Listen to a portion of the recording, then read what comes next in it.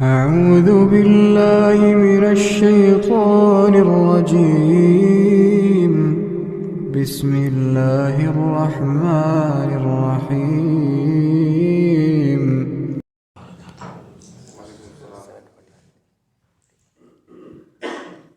الحمد لله رب العالمين، والصلاة والسلام على أشرف الأنبياء وإمام المرسلين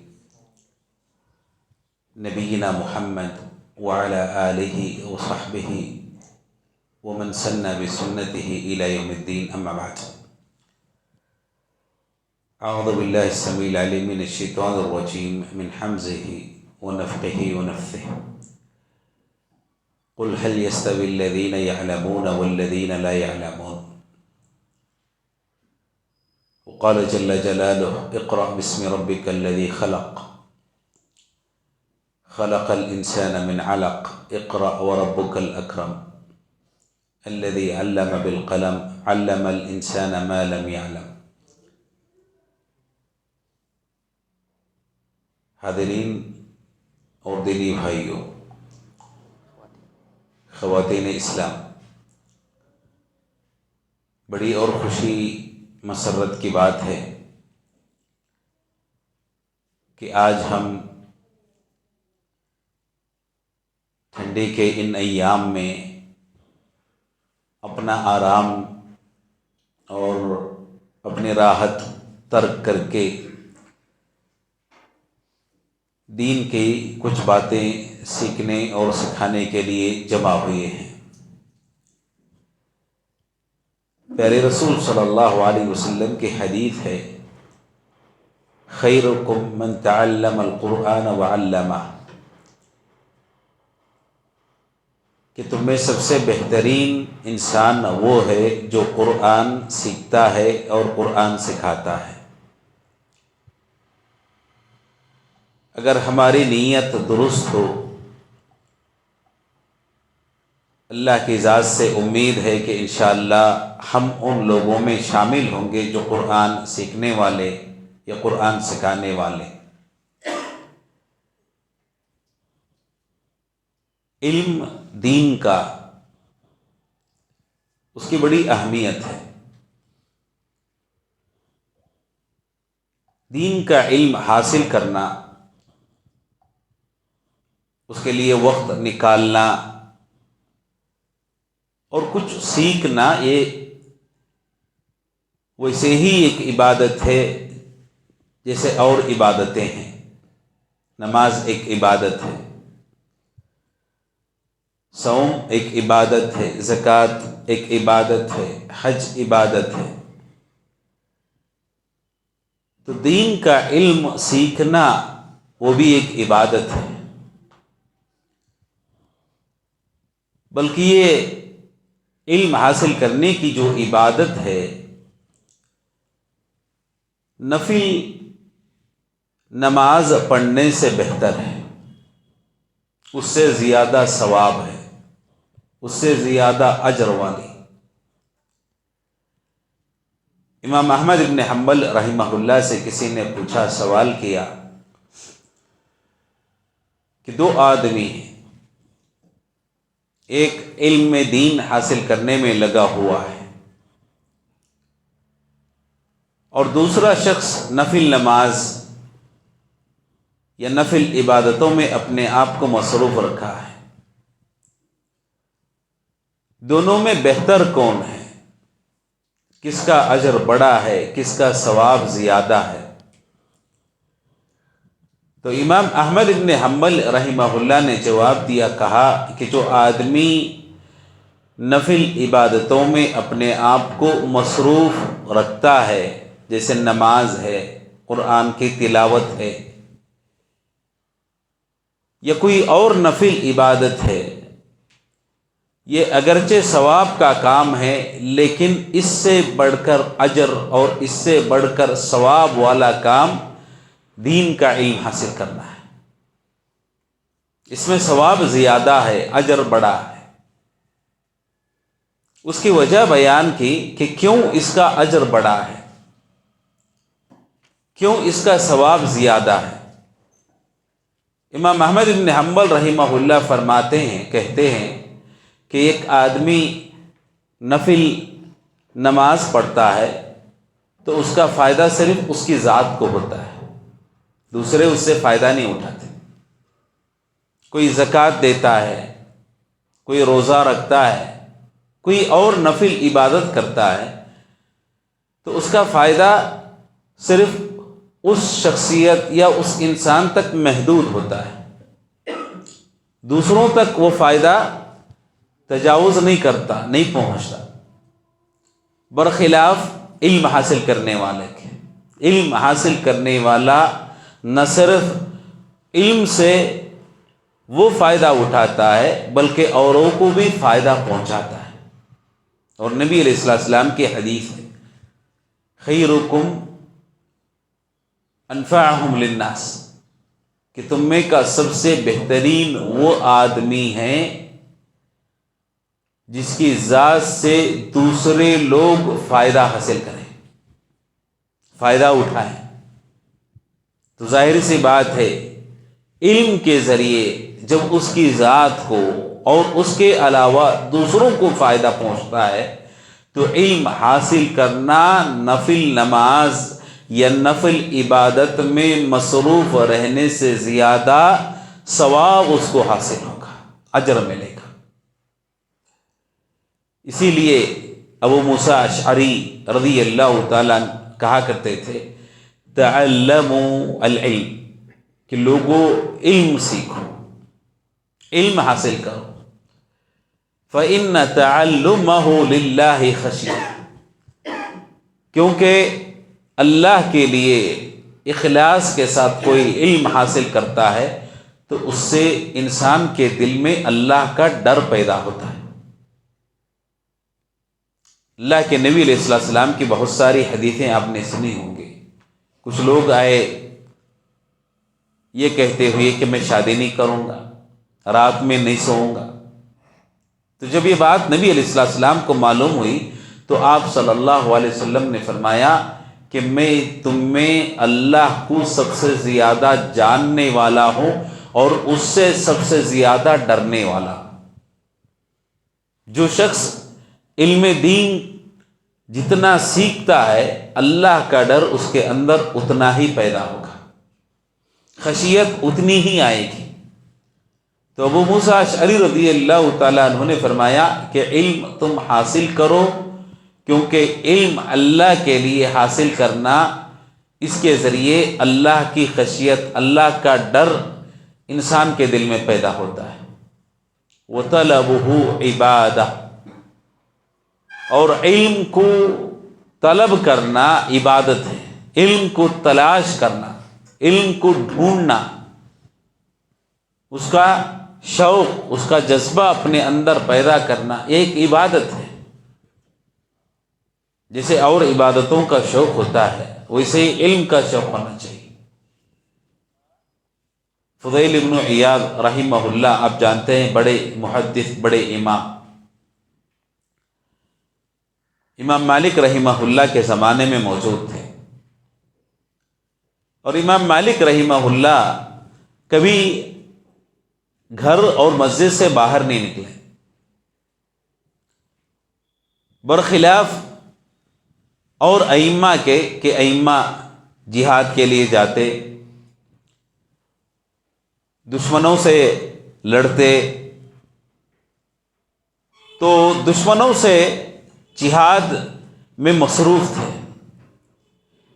امام مالک رحمہ اللہ کو دیکھا کہ مسجد میں ہے، مسجد سے کہیں اور باہر نہیں جا رہے ہیں، تو انہوں نے ایک خط لکھا۔ خط کے الفاظ کیا تھے کہ ہم یہاں دشمنوں سے مقابلہ کر رہے ہیں اور آپ اپنے آپ کو مسجد تک محدود کیے ہوئے ہیں، آپ کو چاہیے کہ آپ ہمارے ساتھ آئیں، نکلیں باہر۔ امام مالک رحمہ اللہ کو جب یہ بات معلوم ہوئی، خط پہنچا، تو انہوں نے اس کا جواب لکھا۔ جواب کیا تھا کہ میں مسجد میں لوگوں کو نبی علیہ السلام کی حدیثیں سکھاتا ہوں، حدیثوں کا علم لوگوں کو دیتا ہوں، تعلیم اور تدریس میں نے اپنے آپ کو مصروف رکھا ہے، اور تم اللہ کے راستے میں جہاد کر رہے ہو۔ یہ بات یاد رکھو، جس عبادت میں ہوں وہ تمہاری عبادت سے کمتر نہیں ہے۔ میں بھی عبادت میں ہوں اور آپ بھی عبادت میں۔ جس عبادت میں تم لگے ہوئے ہو، اللہ تعالیٰ نے اس عبادت کے لیے تمہارے سینے اور تمہارے دل کو کھول دیا، اور جس عبادت میں ہوں اللہ نے اس عبادت کے لیے میرے دل کو کھولا ہے۔ اور کچھ لوگ ایسے ہوتے ہیں جو نماز میں مصروف ہوتے ہیں، تو نماز کا زیادہ جذبہ ان کے پاس پایا جاتا ہے، تو اللہ نے نماز کے لیے ان کے سینے کو کھول دیا ہے۔ کوئی اور روزہ رکھتا ہے، کوئی اور حج کرتا ہے، تو سب اپنی اپنی جگہ عبادت میں ہیں اور ہر آدمی بھلائی میں ہے۔ اس کے بعد فرمایا وَكِلَانَا عَلَىٰ خَيْرٍ، میرے بھائی تم بھی خیر کے کام میں ہو اور میں بھی خیر کے کام میں ہوں، لیکن تم مجھے طعنہ مت دو، برا بھلا مت کہو۔ تو آپ اندازہ لگائیں کہ امام مالک رحمہ اللہ علم پھیلانے میں، علم سکھانے میں اپنے آپ کو لگے ہوئے تھے، تو اللہ نے ان کے سینے کو اس کے لیے کھول دیا تھا، اور اس عبادت کے لیے انہوں نے اپنے آپ کو فارغ کر لیا تھا۔ علم کا شوق، اس کا جذبہ جب کسی انسان میں آتا ہے تو علم کے لیے وہ سب کچھ چھوڑ دیتا ہے، بھول جاتا ہے، اور اس میں ایک لذت ہے، حلاوت ہے، مٹھاس ہے۔ آپ جانتے ہیں کہ ایمان کی ایک مٹھاس ہوتی ہے، اس مٹھاس، اس حلاوت کو پانے کے لیے انسان کوشش کرتا ہے۔ کوئی انسان ٹھنڈی کے ایام میں صبح کیوں بیدار ہوگا؟ ٹھنڈے پانی سے وضو کرنا، ٹھنڈ میں چل کر مسجد جانا بڑا مشکل کام ہے، بہت تکلیف ہوتی ہے انسان کو، لیکن جو ایمان کی مٹھاس جس کے پاس ہوگی وہ ان ساری چیزوں کو برداشت کرے گا، کیونکہ اس کو پتا ہے کہ یہ عبادت کرنے کے بعد جو سکون، جو لذت، جو اطمینان اس کو حاصل ہوتا ہے، دنیا کی ساری دولت خرچ کر کے بھی انسان حاصل نہیں کر سکتا۔ اسی لیے وہ کوشش کرتا ہے، محنت کرتا ہے۔ تو اسی طرح کی ایک حلاوت علم حاصل کرنے میں ہے، مٹھاس ہے اس میں۔ جب وہ سمجھ جائے گا تو ہر قربانی دینے کے لیے تیار ہو جائے گا، اس کے لیے علم حاصل کرنے کے لیے۔ اب جانتے ہیں امام بخاری رحمہ اللہ جو حدیثیں جمع کیے، آدھی دنیا کا سفر انہوں نے طے کیا ہے۔ آدھی دنیا، اگر جتنا سفر وہ کیے ہیں اس زمانے میں جب وسائل موجود نہیں تھے، کبھی انسان پیدل جاتا، کبھی گھوڑے استعمال ہوتے، کبھی گدھے اور کبھی خچر استعمال ہوتے، اونٹ پہ سفر کرتا، تو وسائل نہیں تھے، اس کے باوجود اگر حدیث سیکھنے کے لیے ان کا سفر آج ہم کاؤنٹ کریں کتنا سفر کیا امام بخاری رحمہ اللہ نے، تو تقریباً آدھی دنیا کا سفر انہوں نے طے کیا، حدیث سیکھنے، حدیث سکھانے کے لیے، حدیثیں لکھنے کے لیے۔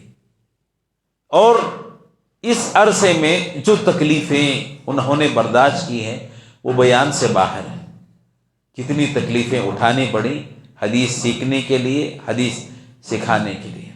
تو آدمی کے پاس اگر شوق ہو، حرص ہو، تڑپ ہو، تو سب کچھ سہنے کے لیے تیار ہو جائے گا، ہر تکلیف برداشت کرے گا۔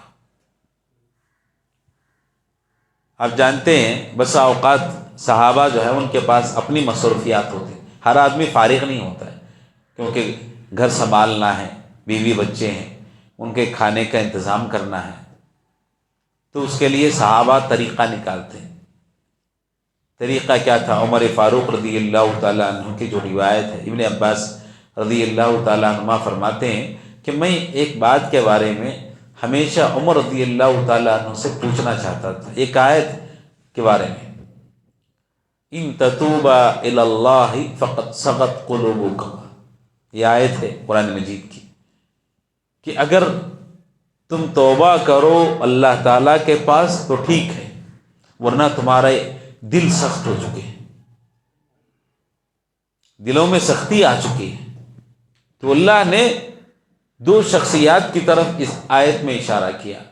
ابن عباس رضی اللہ تعالیٰ عنہ فرماتے ہیں کہ میں ہمیشہ اس فراق میں تھا کہ امیر المؤمنین عمر فاروق رضی اللہ تعالیٰ عنہ سے پوچھوں ان دو شخصیات کے بارے میں جن کی طرف اللہ نے اپنی اس آیت میں اشارہ کیا کہ کون ہے۔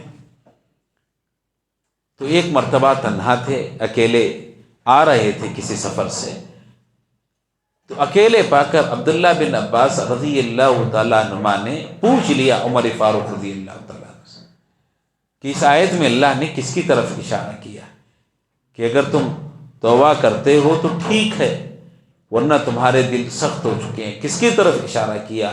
بہت دنوں سے میں آپ سے پوچھنا چاہتا تھا لیکن پوچھنے کی ہمت نہیں ہو رہی تھی۔ وہ روب، وہ دبدبا، وہ ہیبت عمر فاروق رضی اللہ تعالیٰ عنہ کی، ہمت نہیں جٹا پا رہا تھا۔ تو آج مجھے موقع ملا ہے پوچھنے کا، تو میں نے آپ سے پوچھ لیا۔ عمر فاروق رضی اللہ تعالیٰ عنہ جواب دیتے ہیں، کہتے ہیں کہ اللہ تعالیٰ نے اس آیت میں عائشہ اور حفصہ رضی اللہ تعالیٰ عنہما کی طرف اشارہ کیا۔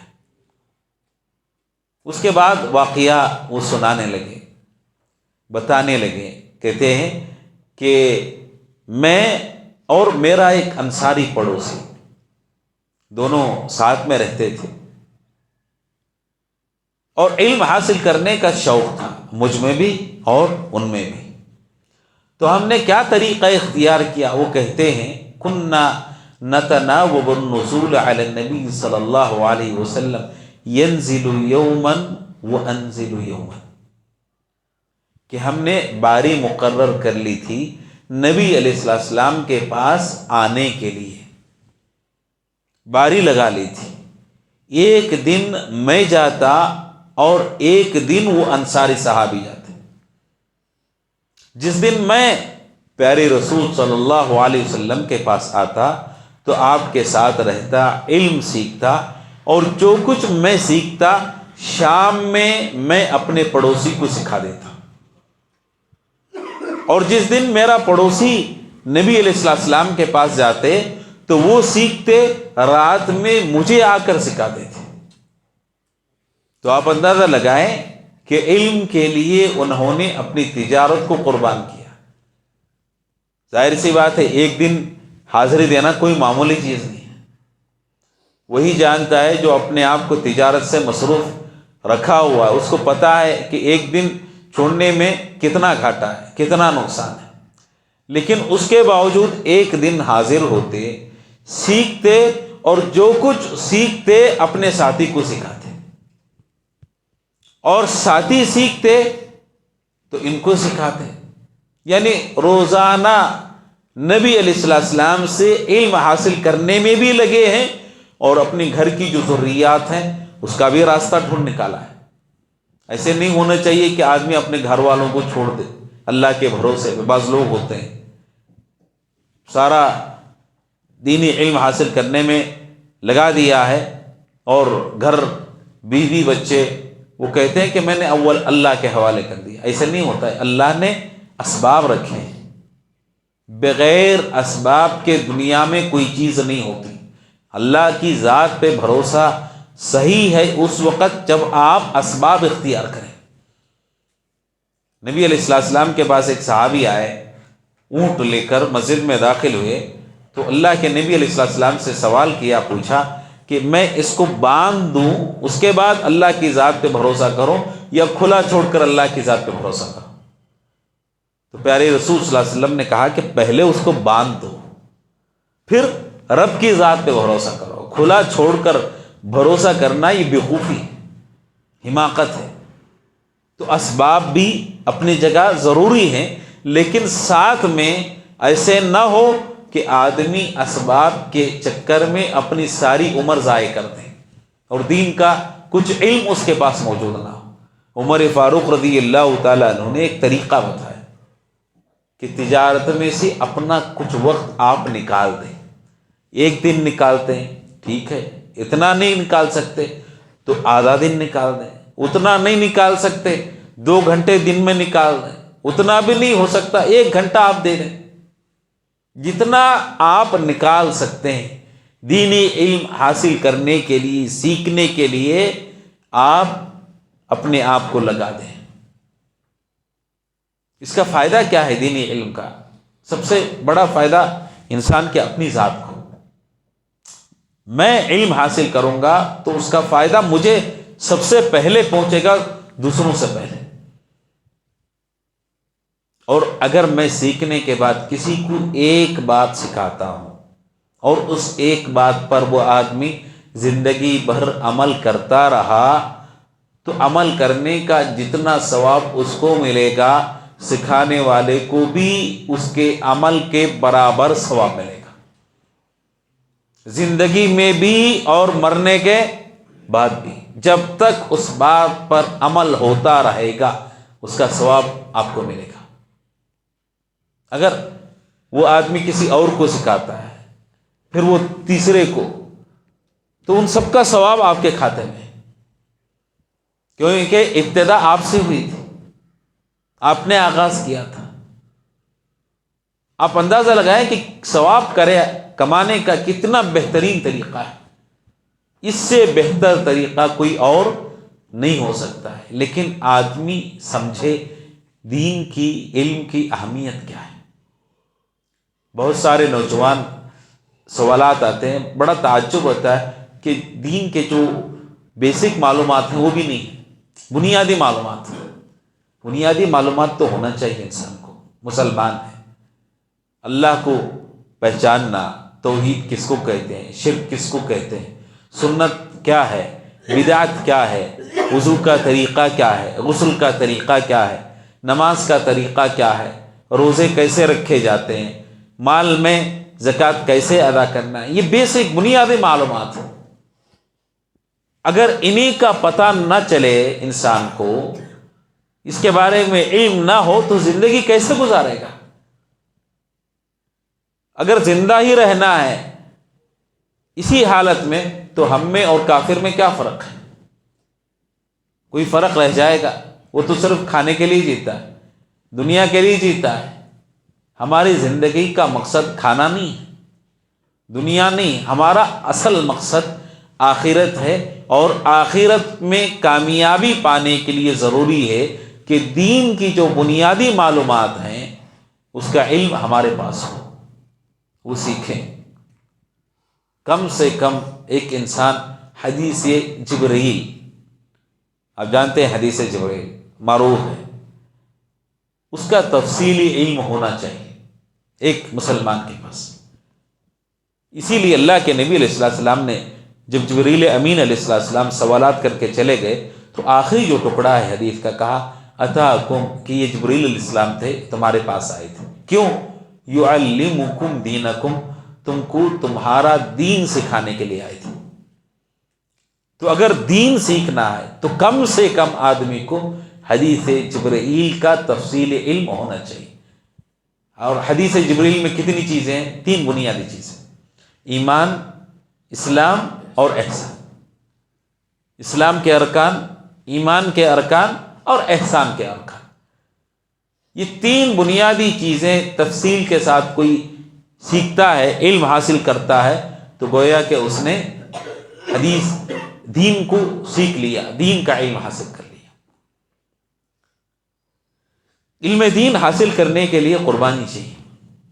بغیر قربانی کے آپ علم سیکھ نہیں سکتے. اور سب سے بڑی قربانی اپنے نفس کی قربانی دینی پڑے گی آپ کو. ریاکاری کا جذبہ یا دنیا کے لیے دین سیکھنے کا جذبہ، اس کو دور کرنا پڑے گا. اگر دنیا کے لیے آپ دین سیکھنا چاہتے ہیں، بہت سارے لوگوں کو آپ دیکھتے ہوں گے کہ کچھ 4-5 حدیثیں سیکھ لیا، کچھ آیتیں یاد کر لیا تو اسٹیج پہ آ جاتا ہے. اگر اس کے لیے آپ کو دین سیکھنا ہے تو مت سیکھیے،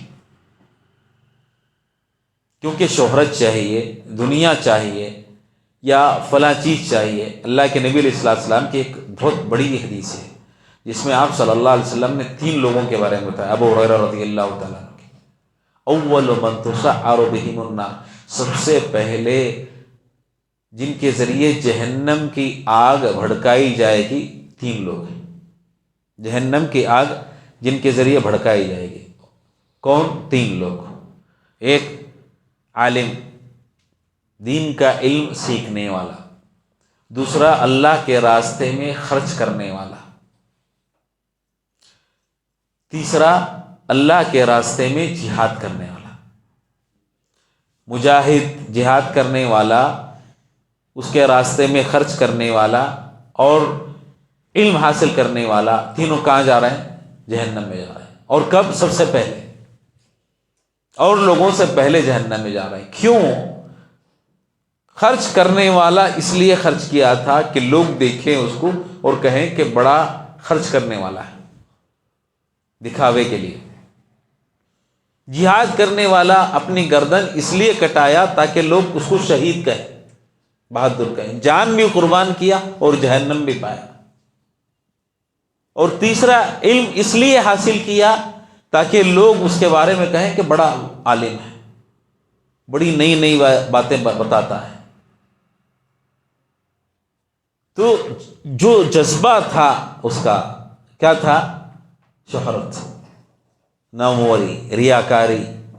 اس کے لیے دین کو استعمال کیا، دنیا کے لیے دین کا سہارا لیا. اور سب سے بدترین انسان وہ ہے جو دنیا کے لیے دین کا سہارا لیتا ہے، سب سے بدترین انسان. اور آج شعوری غیر شعوری طور پر بہت سارے لوگ یہ کرتے ہیں. آپ دیکھیں جو ہے معاشرے میں، آپ دیکھ لیں بہت سارے لوگ رقیہ کرتے ہیں اور رقیے کو تجارت کا ذریعہ بنا لیا، انہوں نے تجارت بنا لی. اور بہت سارے لوگ ایسے بھی ہیں، آپ نے دیکھا ہوگا، انویسٹر جو حلال کمپنیوں کے نام سے آئے تھے، پیسہ جمع کرتے اور کہتے کہ حلال ہے. مسلمانوں کی بربادی کا سب سے بڑا سبب. تو دین کو استعمال کرنا کس کے لیے؟ دنیا کے لیے. دنیا الگ ہے، دنیا کو آپ دنیا کے حیثیت سے کمائیے، لیکن جو شریعت حدود بیان کرتے ہیں ان کا خیال رکھیے. اس کے لیے دین کو استعمال مت کریں، دین کا نام نہ لیں. تو سب سے پہلی چیز اخلاص، اور دوسری چیز کوشش کرنا، رات میں جاگنا. کس کے لیے؟ رات میں جاگنا منع ہے. امام بخاری رحمہ اللہ نے باب باندھا کہ نبی علیہ السلام کی حدیث پیش کی. حدیث کیا ہے؟ کہ اللہ کے نبی علیہ السلام نے عشاء سے پہلے سونے سے اور عشاء کے بعد بات کرنے سے منع کیا. عشاء سے پہلے سونا نہیں چاہیے آدمی کو، اور عشاء کے بعد بات نہیں کرنی چاہیے، فوراً سو جائے. لیکن امام بخاری رحمہ اللہ ایک اور باب باندھتے ہیں. باب کیا ہے؟ باب السمر فی اللیل للعلم وغیرہ. علم حاصل کرنے کے لیے رات میں جاگنا یہ جائز ہے. اور اس میں وہ حدیث پیش کی کہ نبی علیہ السلام نے ایک رات میں صحابہ سے فرمایا کہ آج کے 10 سال کے بعد، آج سے 100 سال کے بعد اس روئے زمین پر جتنے لوگ ہیں ان میں کا کوئی زندہ نہیں رہے گا 100 سال کے بعد. اسی لیے آپ دیکھیں گے آخری صحابی کا جو انتقال ہوا 110 ہجری میں، اور اللہ کے نبی علیہ السلام نے یہ بات بیان کی تھی کب؟ 10 ہجری میں. تو یہ جو بات بیان کی اللہ کے نبی علیہ السلام نے کب بیان کی؟ رات میں بیان کی. تو اس سے استدلال کیا امام بخاری نے کہ رات میں بات کرنا منع ہے عشاء کے بعد، لیکن اگر علم کی بات کرتا ہے، علم سیکھنے اور سکھانے کے لیے جاگتا ہے تو وہ جائز ہے. تو گویا کہ ایک منع کردہ چیز بھی جائز ہو جاتی ہے. کس کے لیے؟ علم کے لیے. اتنی اہمیت ہے علم کی.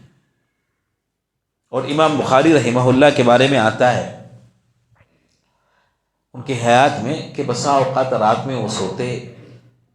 ابن کثیر رحمہ اللہ اور دیگر مورخین نے کہا کہ 20 مرتبہ اور بسا اوقات 20 سے زیادہ مرتبہ بیدار ہوتے. کیوں بیدار ہوتے؟ کوئی کام ہے؟ نہیں، کسی کام کے لیے نہیں. کیوں؟ کوئی حدیث وہ سوچ رہے ہیں سوتے سوتے، اچانک یاد آ گئی، کوئی فائدہ یاد آ گیا کسی حدیث سے، تو اٹھتے کہیں اس ڈر سے کہ بھول نہ جاؤ، ذہن سے نکل نہ جائے، چراغ جلاتے، لائٹ تو نہیں تھی، چراغ جلاتے اور اس فائدے کو لکھتے، پھر سو جاتے، پھر اٹھتے۔ کہا کہ ایک رات میں کم سے کم 20 مرتبہ اور کبھی 20 سے زیادہ مرتبہ یہ عمل دہراتے، 20 مرتبہ جاگنا، 20 مرتبہ چراغ جلانا، لکھنا، پھر جا کر لیٹ جانا۔ اس کا مطلب کیا ہے؟ یعنی ہر 20 منٹ پہ 15 منٹ پہ بیدار ہو رہے ہیں اور فائدہ لکھ رہے ہیں، پھر سو جا رہے ہیں۔ گویا کہ پوری رات کس میں ہے؟ اللہ کی عبادت میں، علم میں۔ تو آدمی محنت، کوشش، جد و جہد جب تک نہیں ہوگی تب تک وہ علم حاصل نہیں کر سکتا۔ اور ابو ہریرہ رضی اللہ تعالیٰ عنہ کے بارے میں آپ نے بارہا سنا ہوگا، 3 سال نبی علیہ السلام کے ساتھ رہے، صرف 3 سال، لیکن سب سے زیادہ حدیثیں صحابہ میں روایت کی، 5000 سے زیادہ حدیثیں روایت کرنے والے صحابی، 5000 کسی صحابی کی روایتیں نہیں ہیں، اکیلے ابو ہریرہ رضی اللہ تعالیٰ عنہ کی روایتیں ہیں۔ کتنے سال کے عرصے میں؟ صرف 3 سال کے عرصے۔ اللہ کے نبی نے گواہی دی کہ حدیث کا بہت شوق ہے کس کے پاس؟ ابو ہریرہ رضی اللہ تعالیٰ عنہ کے پاس۔ ایک مرتبہ سوال کیا نبی علیہ السلام سے، من اسعد الناس بشفاعتک یوم القیامت یا رسول اللہ، اللہ کے نبی صلی اللہ علیہ وسلم، قیامت کے دن آپ کی سفارش کا سب سے زیادہ مستحق انسان کون ہے؟ آپ کی سفارش کس کو ملے گی؟ شفاعت کس کے حصے میں آئے گی؟ تو اللہ کے نبی علیہ السلام نے جواب دینے سے پہلے ابو ہریرہ رضی اللہ تعالیٰ عنہ سے فرمایا کہ ابو ہریرہ، مجھے معلوم تھا کہ یہ سوال تم سے پہلے مجھ سے کوئی اور نہیں کرے گا، لما رأیت من حرصک علی الحدیث، کیونکہ میں تم میں حدیث کی تڑپ، حدیث کا شوق دیکھتا ہوں۔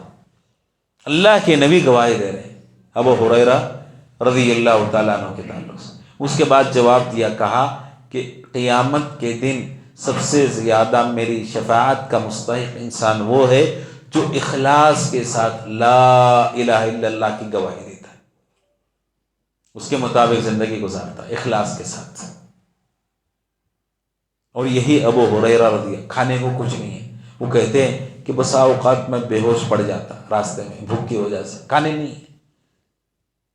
لوگ سمجھتے کہ شاید جو ہے ابو ہریرہ پہ کوئی جن سوار ہے، شیطان جو ہے سوار ہو گیا جس کی وجہ سے بے ہوش ہو گئے، اور بسا اوقات گزرنے والے میری گردن پر پیر رکھ کر گزرتے راستے میں، ہوش نہیں مجھے، ان کو پتا نہیں کہ مجھے بھوک لگی ہے اور بھوک کی وجہ سے میں بے ہوش ہوں، لیکن اس کے باوجود نبی علیہ السلام کی صحبت نہیں چھوڑا، ترک نہیں کیا۔ اور ایک مرتبہ راستے میں بیٹھے ہوئے ہیں، بھوکے ہیں، بہت تیز کی بھوک لگی، برداشت نہیں کر پا رہے، تو کھانے کے لیے کچھ بھی نہیں، سوچا کہ کوئی طریقہ اختیار کرو۔ اتنے میں دیکھا کہ ابو بکر صدیق رضی اللہ تعالیٰ وہاں سے گزر رہے، تو سوچا کہ ابو بکر سے سوال کر لیتا ہوں کسی آیت کے بارے میں، دین کا کوئی مسئلہ میں پوچھ لیتا ہوں، شاید میری آواز کی کمزوری دیکھ کر میری بھوک کا وہ اندازہ لگا لیں اور مجھے کچھ کھلا دیں۔ ابو بکر صدیق رضی اللہ تعالیٰ وہاں سے گزرے تو پوچھا سوال، لیکن ابو بکر صدیق ان کا اصل مقصد نہیں سمجھ پائے، جواب دے دیا، آگے بڑھ گئے۔